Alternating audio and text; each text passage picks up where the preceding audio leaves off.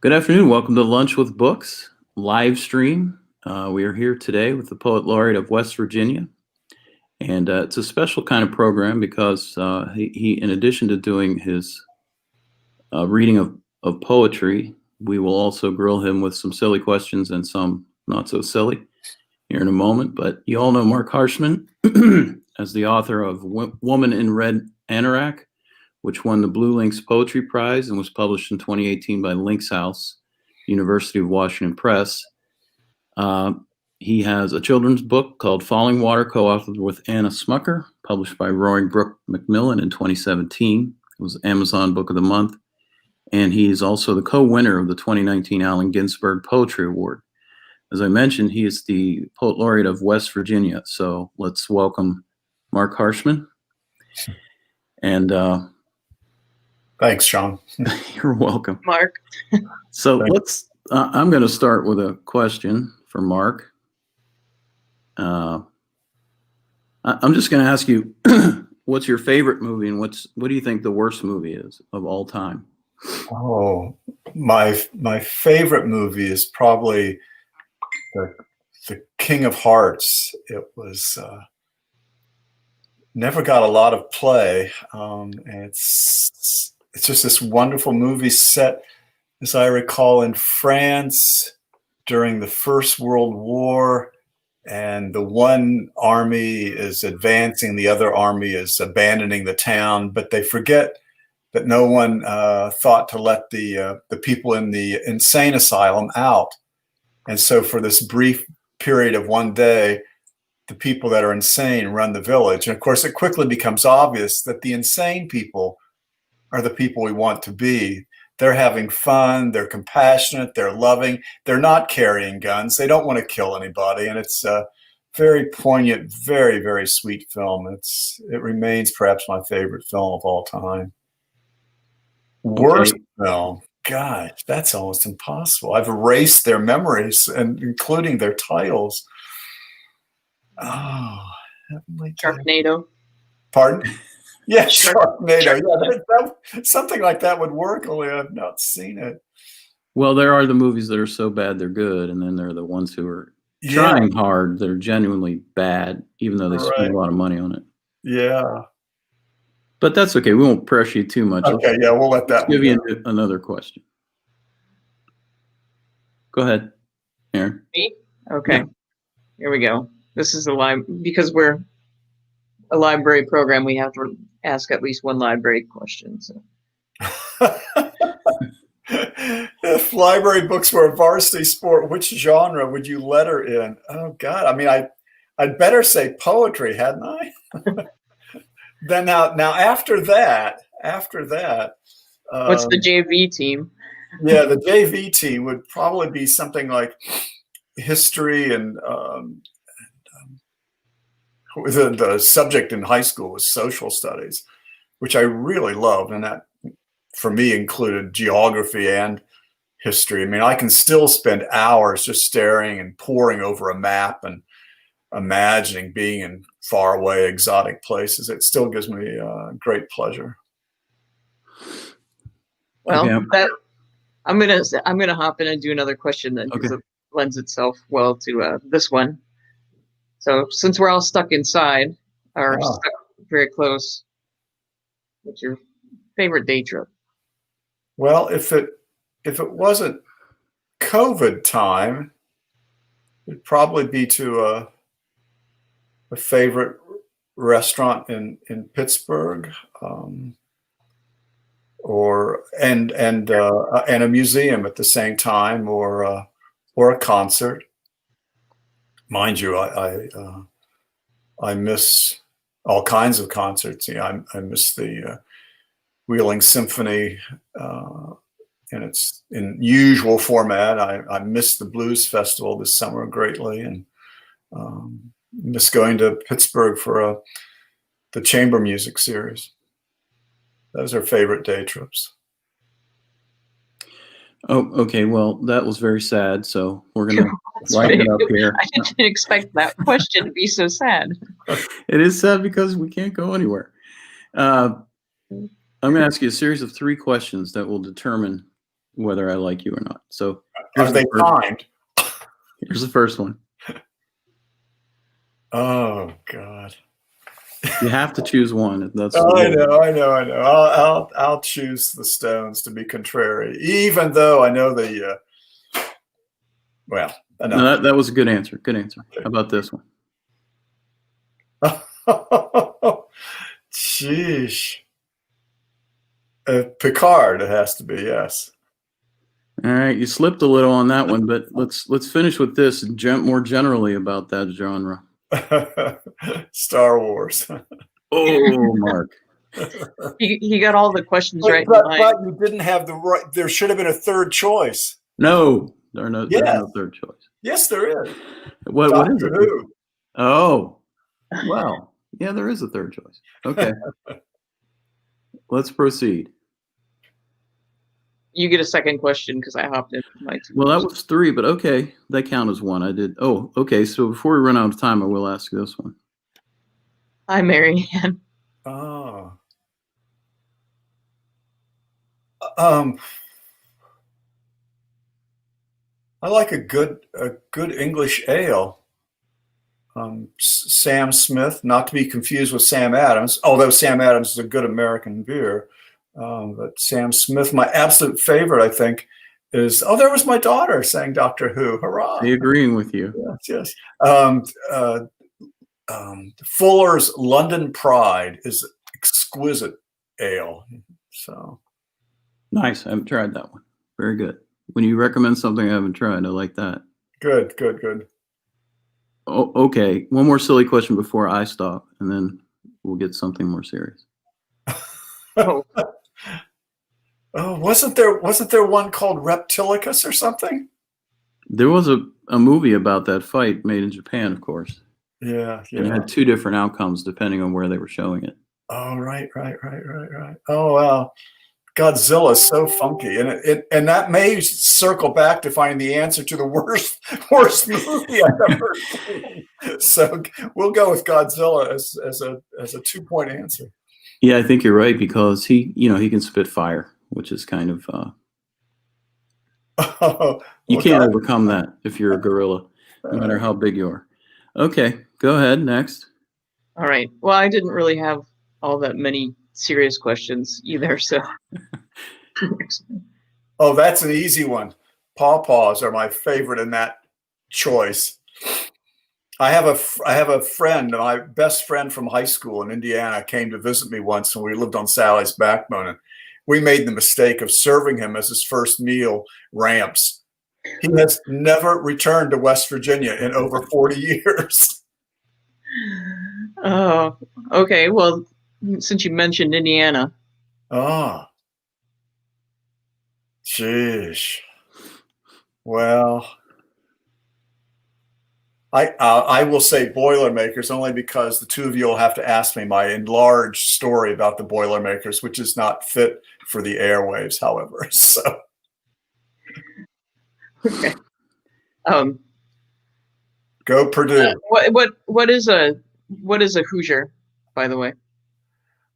There's different answers, and there's some quasi-serious. And hello, Bonnie and Sister Helen.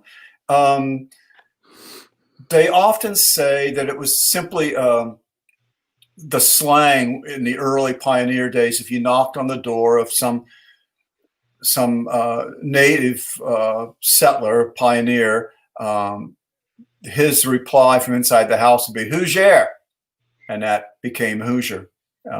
So that's the story I tell most often. I think there's a variant on that, but it's not all that different. That's pretty good. I've not heard that before. Yeah. How do you eat pawpaws? Martha Davis Mitchell. Hello, Martha. There's a reason they're not popular, and it's twofold. One, they're very impractical. For a relatively small sized fruit, that kind of oblong fruit, there can be several big seeds inside it. So that's kind of something you have to work around. And the taste, you really have to get a pawpaw just at the exact right moment almost. And it's when they're already beginning to turn black. So they're not very pretty to look at. But inside is this fruit that to me tastes somewhere between a a mango, a banana, and an apple. I can't quite explain it. I know that people that don't like them say that they're too sweet. Myself, it's a really unique flavor, and I really enjoy it. And I've just seen recently a recipe for a pie using them. So I usually just eat them out of hand. This might be a good segue. Wait. Before the segue, we have segue. one. I think I saw the same.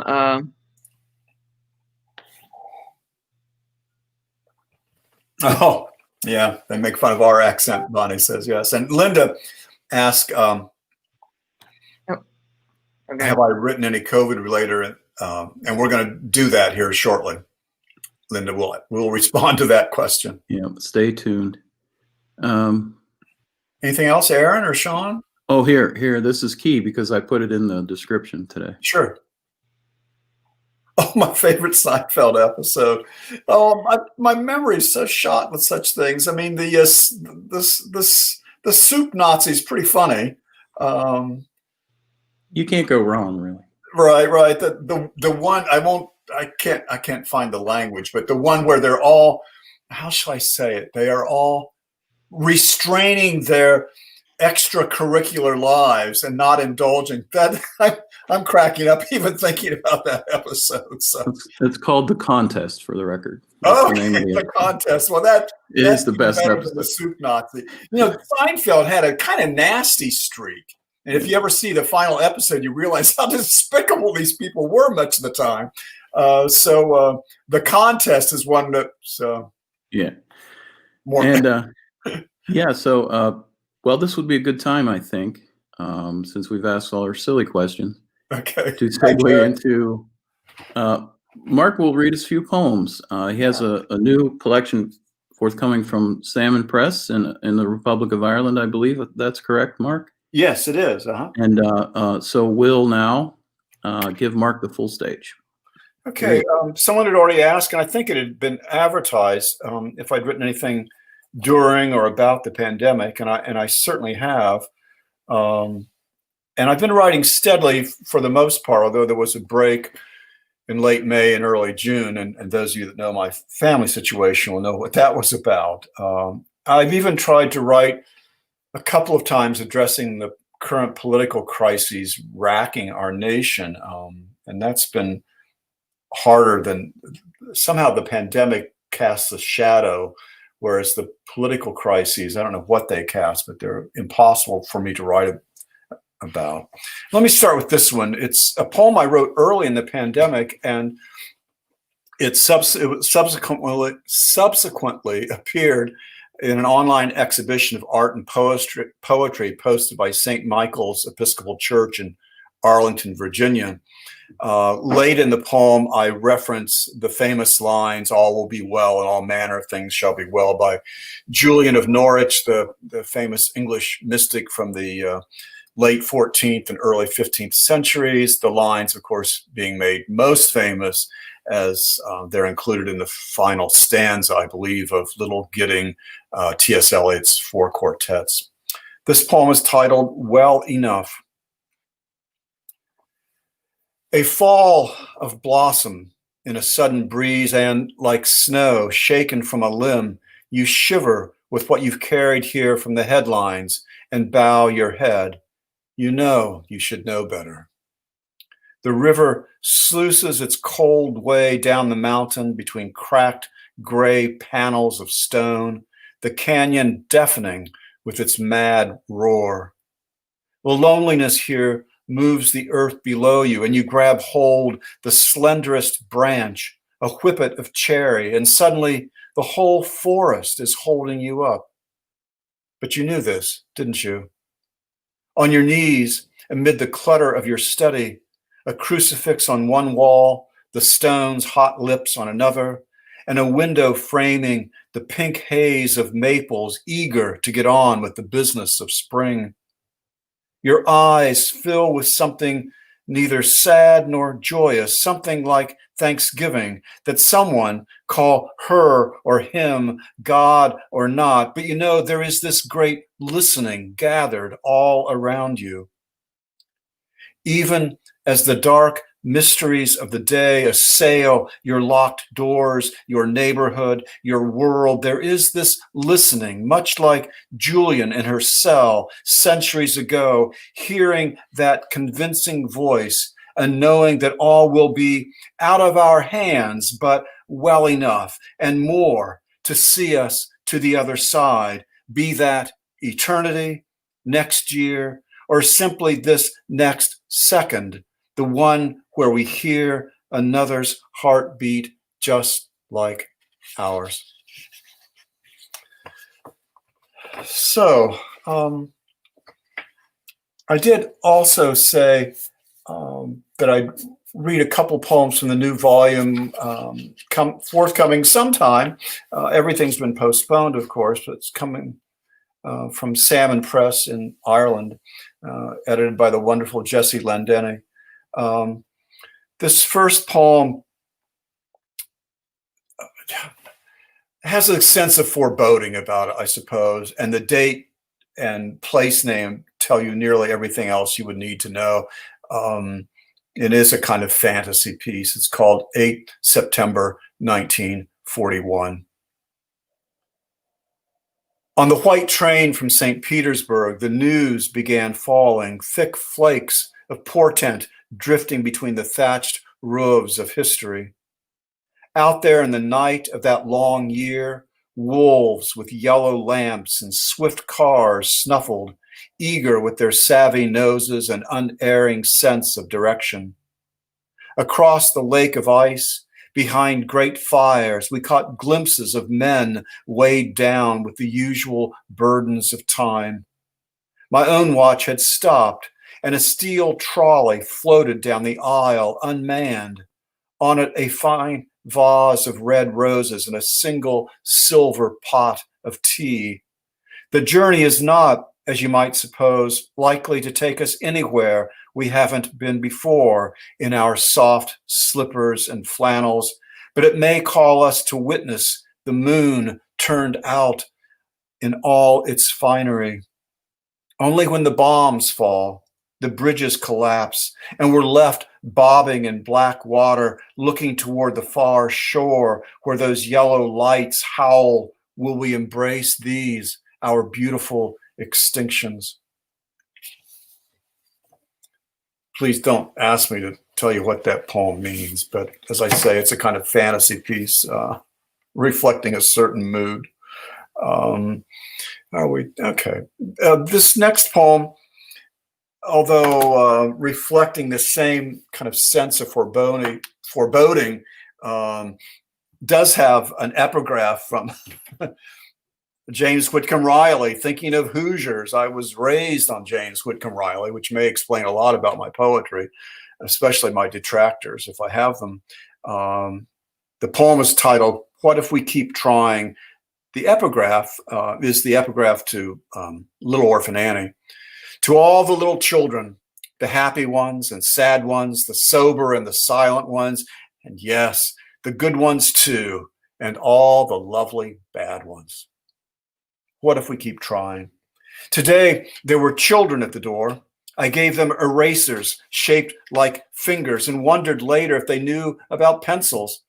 The birds sang their names in the high branches of the yellow sky with its blue sun. You were deaf, but loved to lean your head as if it were natural to keep trying. With all these doctors, you would think things would work out. I remember stitches in my own gut woven with piano wire. Not a single note was struck I'd ever heard before. Agony found fear its partner in the polypropylene's slow adjustment to flesh. What if they fall on the steps and bleed, those children, and I can't hear their screaming song?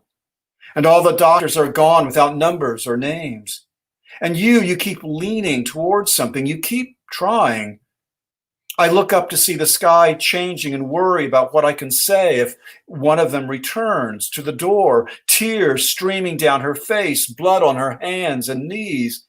And who's to pass judgment if there's nothing to be done but hope the birds sing once more? This time I promise I'll remember the words to the one song might lead safely home, where doctors still pay house calls and offer lollipops to children, even the bad ones. So, let me read one last poem from the new volume. And heavens, it's a poem called August Ghosts, and I express, or the narrator expresses a longing here for good ghosts. And you should never do this, but sometimes it's necessary. I'll use two, I suppose you'd call them challenging words in the same phrase, verisimilitude, which means a kind of deep believability in my sense, and palimpsest, which are those visible traces that you might erase a letter and then write over top of it, but you still see some of the original lettering underneath. That's a palimpsest. And there are grouse in here, I believe, or pheasant, some bird. August Ghosts. And so perhaps they do stand just there, lost in the bright and shadow of ragweed and grapevine, they, the dead, whom we know would return if we only quit trying so hard.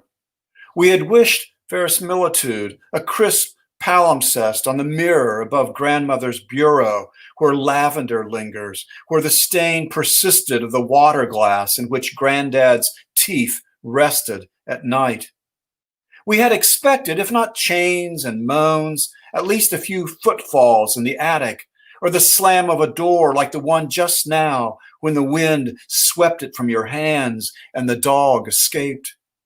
Or perhaps simply that shimmering sheet of light loosed unnaturally from the shadow behind the curtains. Was it that was them? But we expect too little when we look for such audible photographic certainty. Even if ears could tongue the other world's glossolalia, they would not speak. Even if eyes could review every picture ever snapped, those trillions of snapshots, we would not find them. But here, with afternoon advancing, a very real grouse busily feeding its young on the lawn stretching in the heat luxuriously towards the tree line, here where the wind's swift sounds lift our eyes into an anarchy of sunshine from the dark entanglement of weed and brush. Here we lift our eyes as if all we had to do was follow the flickering of the shadows the wind unleashes, as if we were only trying to let a color come to mind or memory.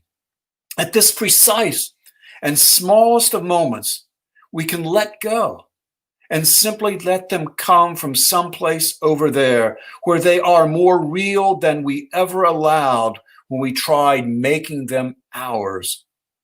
Laughable to think we ever thought we could conjure them using mirrors and willpower, wishful thinking and magic.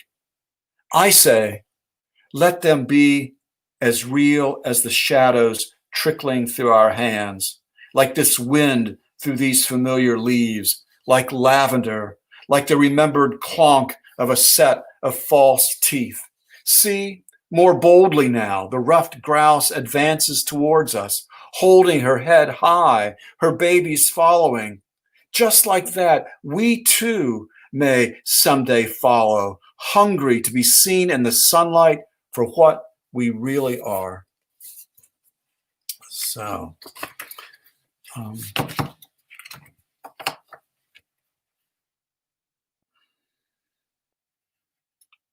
winter box. Back to the pandemic, perhaps there's no greater loss among the famous in these sad and tragic times than the loss of the great singer-songwriter John Prine, who I was privileged to hear perform a couple of times. But the first time I got to meet him when he came to Bethany College when I was an undergrad there. The Winter Box. It's not about Prine, but I reference a couple of his tunes. The Winter Box. Somewhere Beyond the edge of the planet, the sun crawled away, and the motionless cold built its winter box around me. Still, over that southern hill, a thin brush of cloud scrapes away enough gray to leave a blush of peach. Earlier, I had followed a dog named Max on a circuitous trail of his own choosing. I had many questions, but he was impatient and had little time for me, his black eyes inscrutable. I'd thrown tea leaves from breakfast onto a snowbank. Could I have read them? Intuited ideograms from the divine? It was Christmas time, but I'd found no angels, except the sad one above me, teetering lopsided from the crown of the tree, a tree headed to the landfill day after tomorrow, and after that, a new year. I'll sing the saddest songs I can find, Christmas in prison, hello in there, and do as I always do, throw words ahead of me and follow, hoping against hope, as my father liked to say, which now I hear sounds pretty hopeless. The winter box. All right. Yes, Cynthia, I agree. And now I mentioned politics. It's one aspect of the nation's conversations have to do with race. And it's difficult for me, from my privileged position as a white middle-class man, to address such an issue. But I do so here, addressing an audience of people much like me, black and white. It was written on one of my many stays in Charleston, and I saw the yellow tape from a crime scene and let my mind go from there. Black and white. The rabbit lawn on the north side between the railroad tracks and highway is deserted, but for these 5 blackbirds at a limp fence of yellow tape. The boy in jeans lay spread-eagled on the asphalt, unblinking when the sun first stepped between the bright clouds. I began to write that I still have time to do something, to relearn what I can do without his blood on my hands or his last words on my tongue. But I can't. I'd be lying. Really, there is no more time in this world or the next. I can only do this, tell you to count those birds again, give you room to sit down beside me and tremble with the silent mothers for whom the phone has not yet rung, to ball your fists with the silent fathers on whose door the knocks have not yet fallen. We don't have much time, but we have enough to look at those black feathers against that white sky, to look at black and white and wonder how you and I could possibly think the responsibility was ever anyone's but our own. All right. I'm going to skip a little here, quite a lot.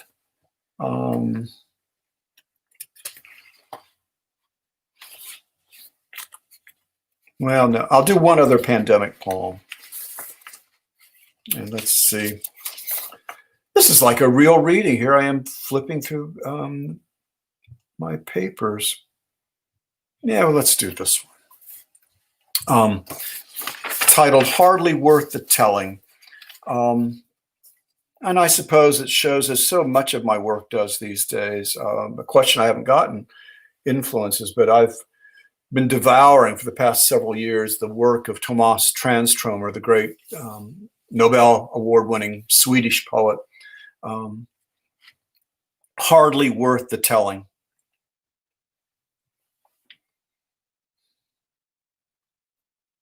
The tourists arrived as if they were kin, and so overlooked our alien lives.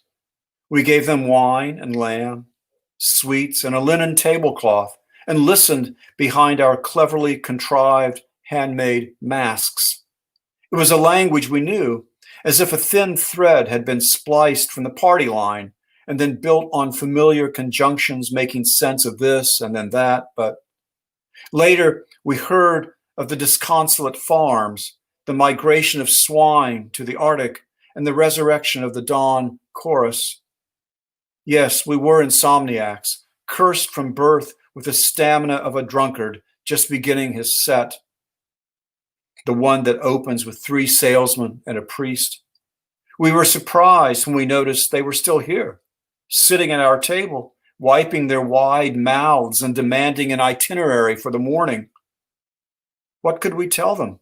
Our land conquered long ago by a blind realtor whose tawdry stories weren't worth telling, nor our threadbare language worth knowing, unsuitable for oratory, hardly quotable, and even in this crisis, unable to give directions.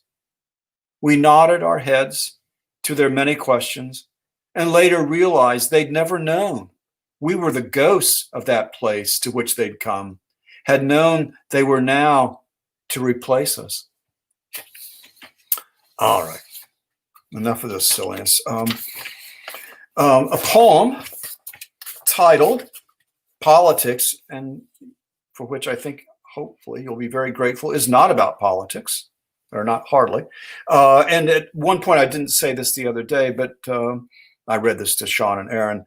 The phrase "gallop terribly," of course, is stolen from James Wright's magisterial poem about football, Autumn Begins in Martins Ferry, Ohio, which the NFL actually, I swear, actually used one year as some of their advertisement for the coming football season. They should do it again. Politics. Written on the front porch of the lodge at Jackson's Mill. Politics, kind of, politics. Here on a narrow balcony, the politics have at last fallen mute. Hard times ahead for sure, likely worse, but I believe there are moments like now when these geese are able to spirit them away, moments when even that pale smudge of moon holds still its place over the mountain. Another favor from an avatar whose many names I'll never know. There are as well the empty bleachers and a few crickets below them, unconcerned with what has gone before and what comes after. But I do know boys will again gallop terribly against each other's bodies tonight. And when the storytellers take the stage, a girl will fall in love with the words hickory and lozenge.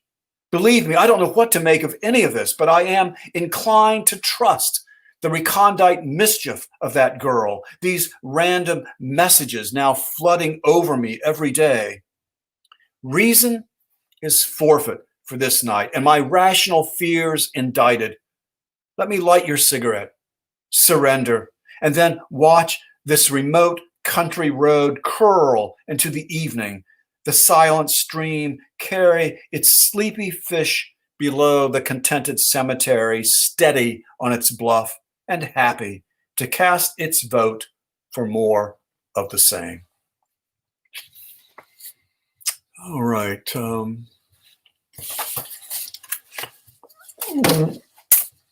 One thing that gets me through any hard times, including our current hard times, is music. And there's hardly a better musician to see me through, certainly, and I would say many of you through, is the great Bill Evans, who had such a tortured life, but made such delectable, gorgeous, delicious music. The poem begins with an epigraph by Bill, and Blue and Green is one of the tunes for which he's most famous. Of course, Miles Davis made it even more famous. Blue and Green. It bugs me when people try to analyze jazz as an intellectual theorem. It's not. It's feeling. Bill Evans. Blue and Green. Only a piano, a walking bass, and the lightly stepped staccato of snare and brush. Bill Evans. Blue in Green. The miles ahead wait under the green light of the green haze of the Alleghenies. The miles ahead wait under the green light of the green haze of the Alleghenies, whose feet blaze with redbud and early mustard somewhere east of Cumberland. It's feeling, he said. That's what matters. And for me, here on the swift black road with the white lines, escaping noise, escaping the things that bug me, I forego analysis and hearing your piano find feeling. Look for words to do the same. Looking for words that do the same, and suddenly I have a green feeling to turn off onto some deserted backcountry lane and go lose myself in green, deep green, forever green, with just that broken sliver of blue where the light gets in and makes me feel. Bill Evans, hard to beat. All right.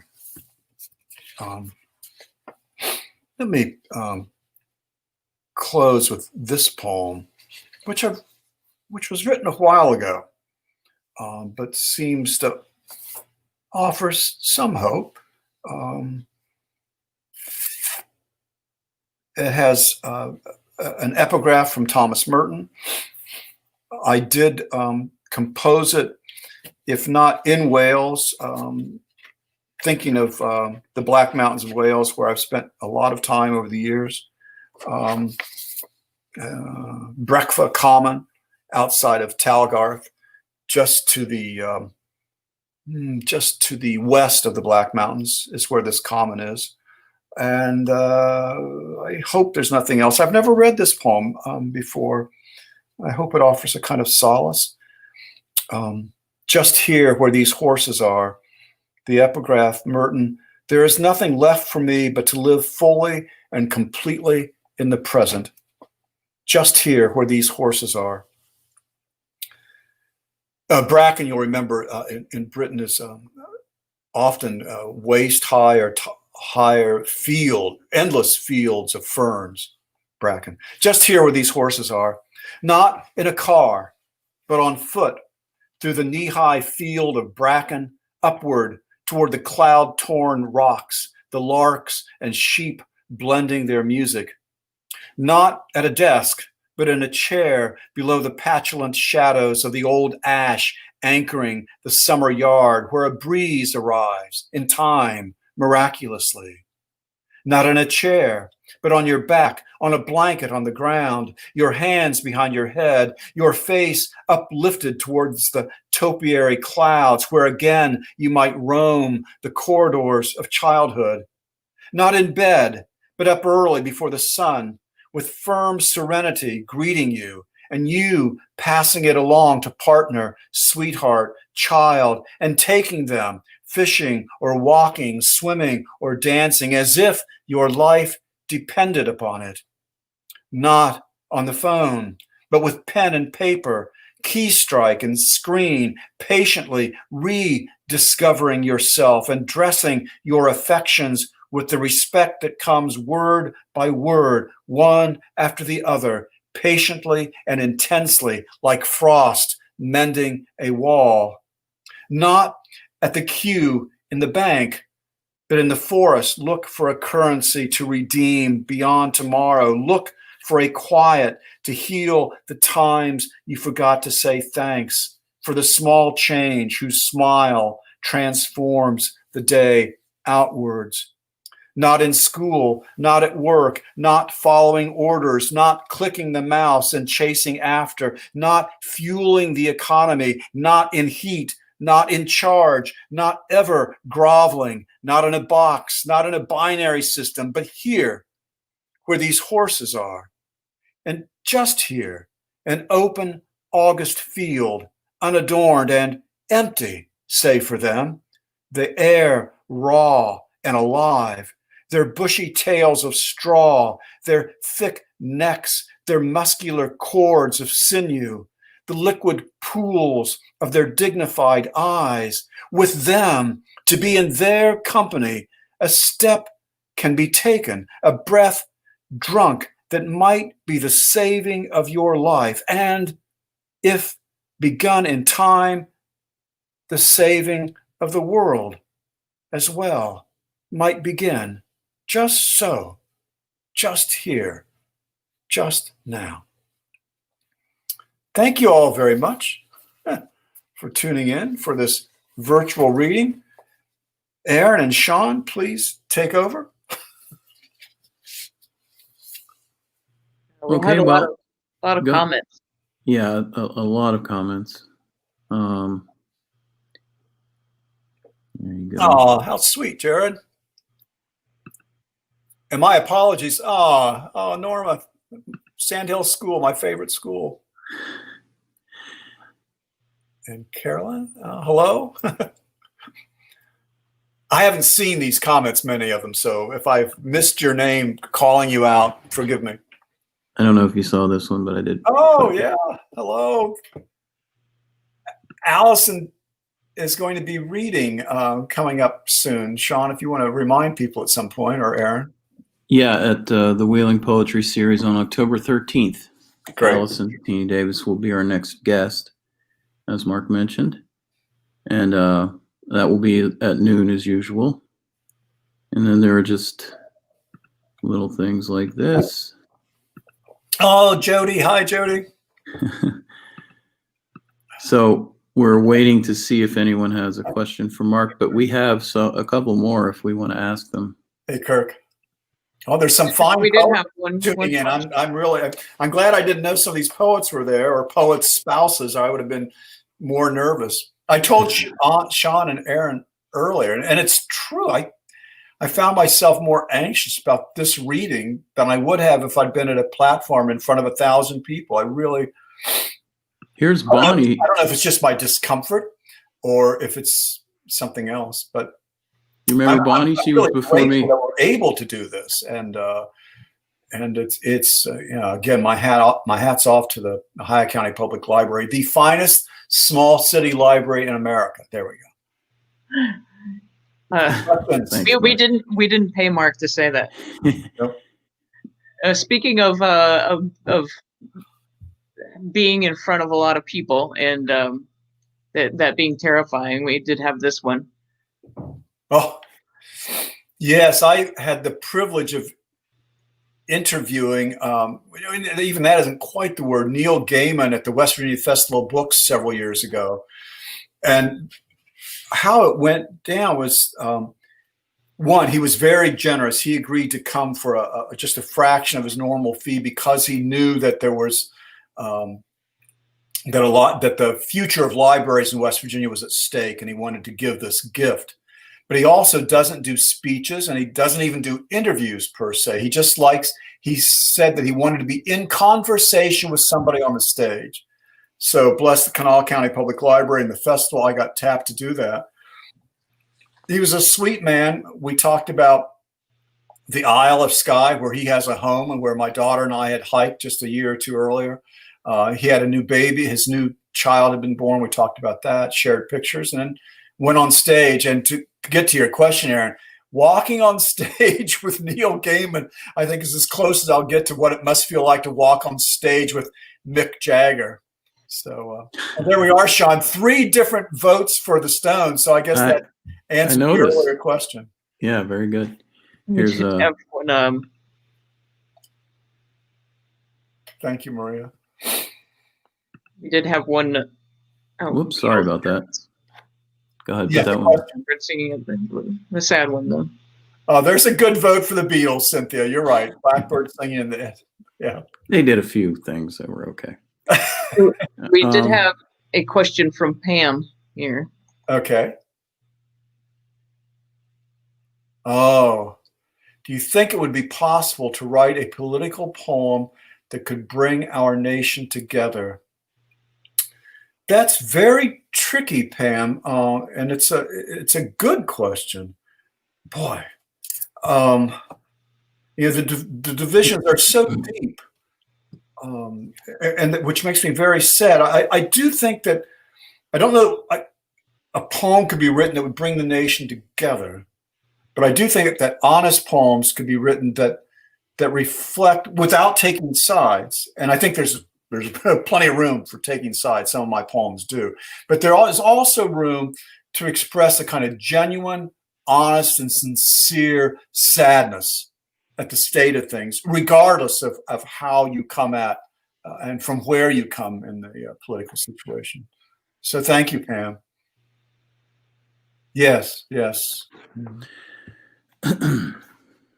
I'll say one other word. It's probably, it's only the beginning. There are many, many ways to address that question. But one little way to address that question would be to take some of the poets who really did try to speak for the whole of the nation. And there aren't too many poets that do that, but Walt Whitman wouldn't be a bad place to start. So I hear America singing. Don't we wish we could all say that? Yeah. Sense of all of America singing together the same song. Please, onwards. Oh, a vote for John Lennon. Oh, yes, yes, yes. What is the challenging part of composing a poem? Thank you, Don. Getting it right. I know that's a lame response. Getting started isn't hard for me. I mean, discipline's kind of, I mean, I really have to crack the whip on myself, but I'm not too bad. I've been writing steadily, as I said, since before the start of the pandemic, with the exception of about 4 to 6 weeks in early summer. And I sit down usually two types of writing. In the morning, if I can wade through all this, the correspondence I get as poet laureate is immense, it seems. But I get that off the desk, then I'll work on revisions often and getting poems truly proofed and out in the mails to magazine or compiled into a book-length manuscript. The afternoon, somewhere between 3 and 4, I will sit down for at least an hour with 4 or 5 books beside me, and I'll be reading a poem or two from each volume, and with my notebooks beside me. And as something sparks in my head from the reading, I'll start to scribble. And that's where at least one new poem will usually find its origin sometime in that mid to late afternoon. It's not always been that way, but that's been the pattern the last few years. Right now, those books of poems are a volume by John Ash, the English poet, by Kleinzahler, an American poet, despite the last name, Anne Carson, the Canadian poet. Oh, and Transtromer, who never leaves my side. Thank you, Don. Any other questions for Marc? We'll give you a minute. You want to tell us about the papers that we can see in the background that you have spread out there? Speaking of West Virginia, not sounding like a West Virginian, that out really came out northern. But the papers you see, as I see them, to my, well, whatever, those are on the desk in the center of my room. And what they really are 2 bookcases placed back to back that were my grandmother's, or grandma and grandpa's, Harshman. And it's really just a cheap piece of furniture, but I can get lots of books in there. But the top is flat, and that's has become the place where I put my calendar and the place where I put the endless to-do notes, including, I have on there noon today, OCPL, don't forget. And just other scraps that are more current. That's what you see there. More behind you, you see the top painting is actually an oil done by my father, I believe. The calendar beside it is by the great German painter Egon Schiele. And I forget the name of the woman's portrait. That he was, the Gibson girl was a look that was famous in earlier days in America, and this guy was second place to her. And below that, you see a photograph of my daughter, and then a photograph of Aunt Hetty and Uncle Elmer, who my father was very poor, of a family of 4. And when he was somewhere in high school, and Grandma had a new baby coming late, everybody decided it'd be easier if Dad went to live with Aunt Hetty and Uncle Elmer, who were childless but had a big farm. And everybody was happy because they were sweet people. My dad got to have good meals every day, and he worked as much as he could when he wasn't in school. There are more than you want to know about my family history. Time for a kid's poem to help them understand today's world and virus. You are right, Norma. Actually, I had a collection of children's poetry that I wrote 15 or 20 years ago and was never able to sell it as a collection of poems. Now, a couple of my children's books, I feel as if they're book length poems. Certainly the Mountain Christmas book I wrote for West Virginia is a book length poem, and Only one of my earlier books, I think, reads like a poem. Okay. Yeah, lots more compliments. People enjoyed this very much, Mark. Thank you so much for doing it for us. Great. I hope you had a good experience. And before we go, I'd just like to remind people that next week at Lunch with Books live stream, we'll be on the road again to another artist studio. This time it will be East Wheeling Clayworks, where we'll join Adam and Beth Bedway. They'll show us around the shop and throw some pottery. So that'll be fun.